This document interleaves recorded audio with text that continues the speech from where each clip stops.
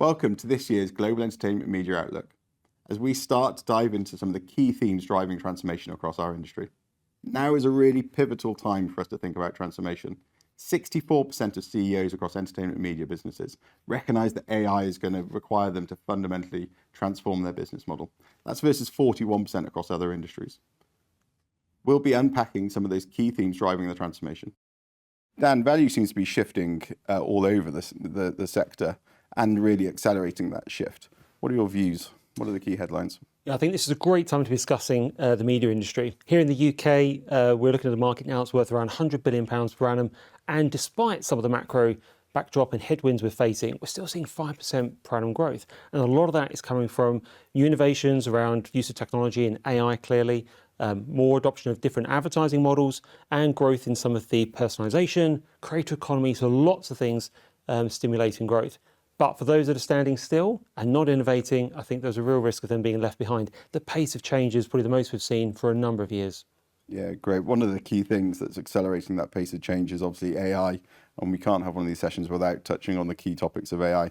AI seems to be redefining the whole way that we create the efficiencies and also that we monetize our content and our engagement.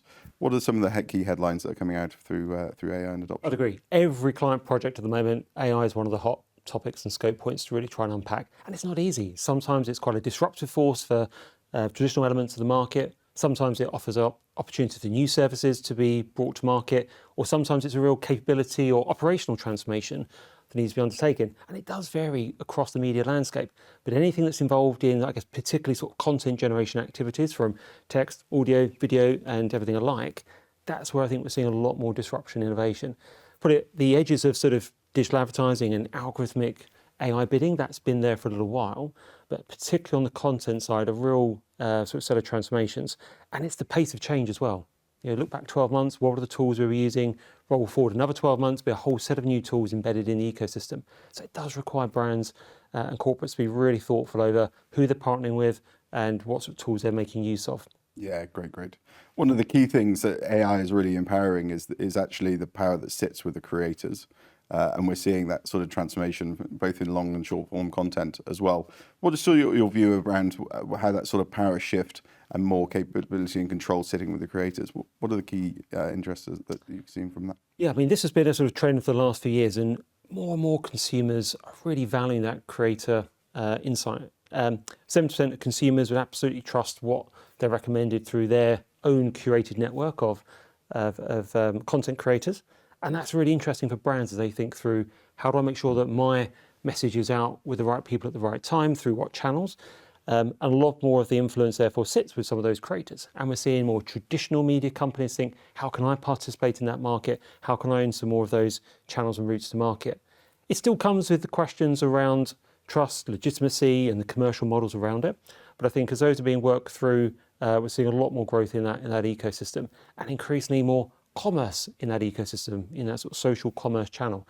Whilst you're there engaged with your particular creators or the content you're consuming, just being that one click away from another sort of commerce purchase is where we're seeing a lot more investment happening as well. Yeah, great.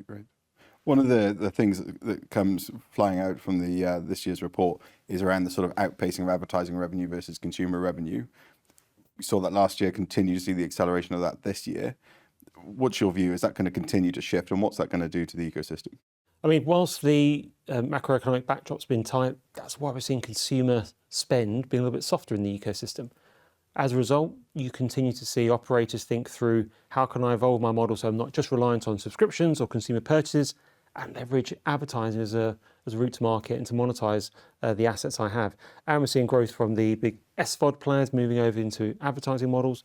We're seeing high growth in new channels like connected TV and retail media, where that sort of rich consumer data, high brand impact or point of purchase data is really powerful from an advertising perspective.